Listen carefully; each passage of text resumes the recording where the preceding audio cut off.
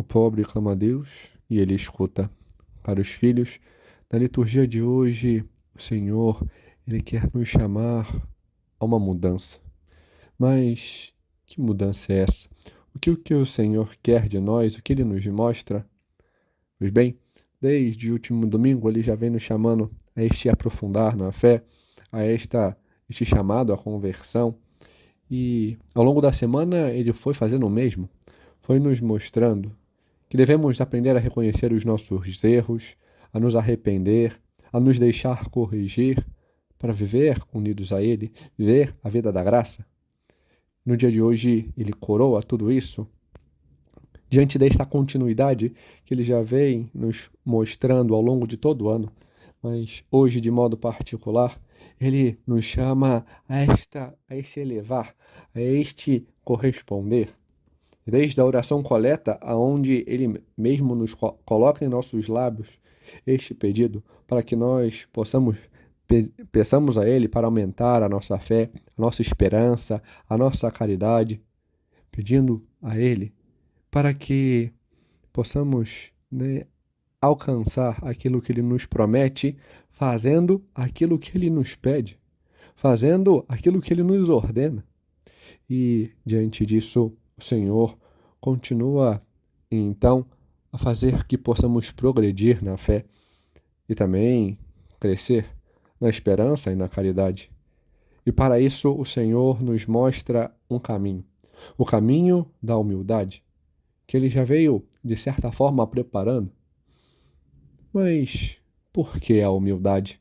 Poderíamos nos questionar. E Santo Agostinho, comentando este evangelho, um pouco desta liturgia, ele nos diz, porque a fé não é congruente aos soberbos, mas sim aos humildes. E se ao longo da semana nós fomos vendo isso, que devemos mudar, que devemos ver os nossos erros, os nossos pecados, e aprender a reconhecê-los e mudar humildemente, nos colocando diante do Senhor, hoje é explícito isso. E devemos ver que somente sendo humildes podemos verdadeiramente ter essa real unidade com o Senhor. Somente sendo humildes, reconhecemos verdadeiramente aquilo que somos. E o Senhor nos mostra isso ao apresentar este evangelho, onde nos fala destes dois personagens, o fariseu e o publicano.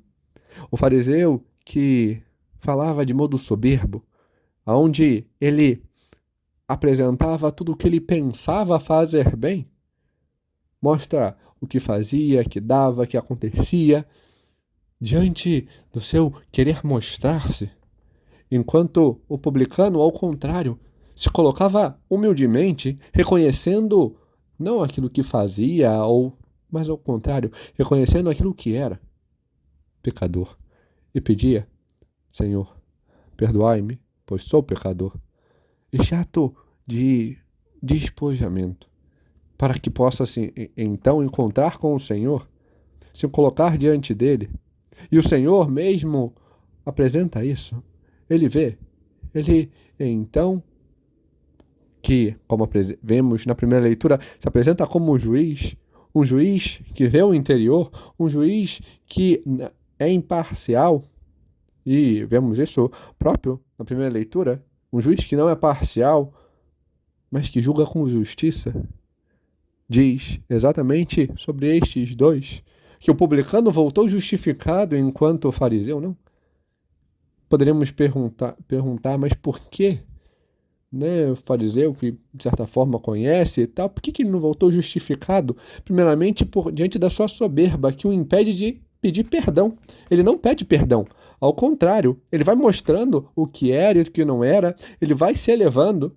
O máximo que faz é desculpar, pedir desculpa e não perdão. Ele não reconhece os seus erros, as suas misérias, ele só vai falando o que ele acha de bom nele. E é exatamente isso, é isso que a soberba faz.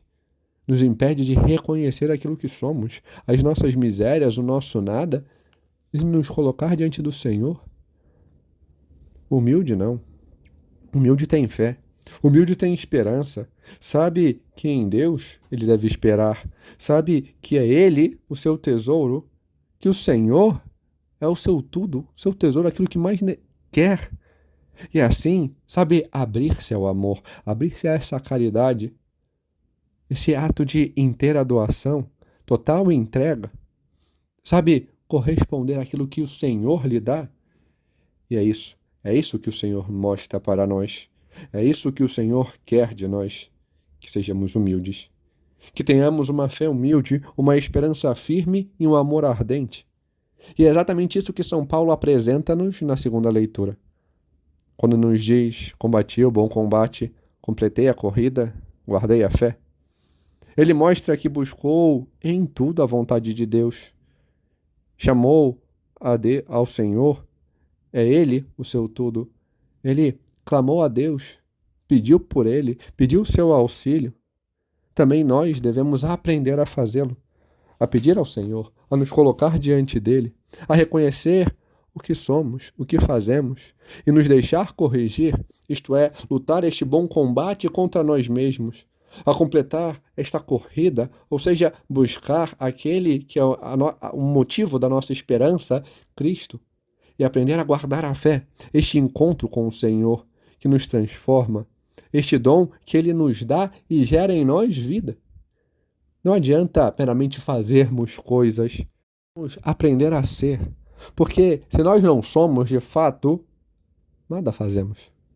Nada fazemos do que devemos fazer, daquilo que Deus quer que façamos.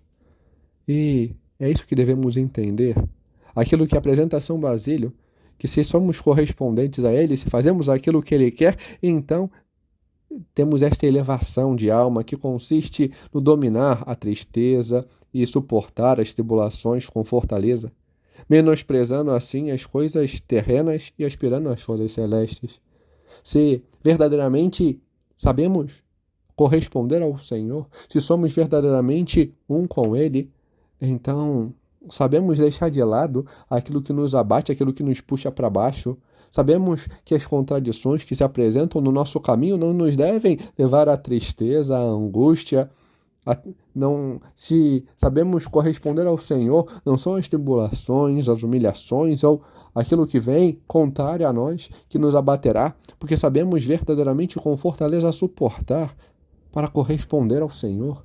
Porque não buscamos as glórias terrenas, mas verdadeiramente aspiramos aquilo que é o mais importante. Aspiramos as coisas celestes, aspiramos estar com o Senhor. E vemos tudo isso na Virgem Maria. Ela nos mostra verdadeiramente como corresponder àquilo que o Senhor nos pede. É o nosso exemplo. Não fez a sua vontade, mas fez inteiramente a vontade de Deus. Fiat mihi, segundo o verbo tum, faça-se em mim, segundo a vossa vontade, segundo a tua palavra. Teve verdadeiramente esta elevação de alma.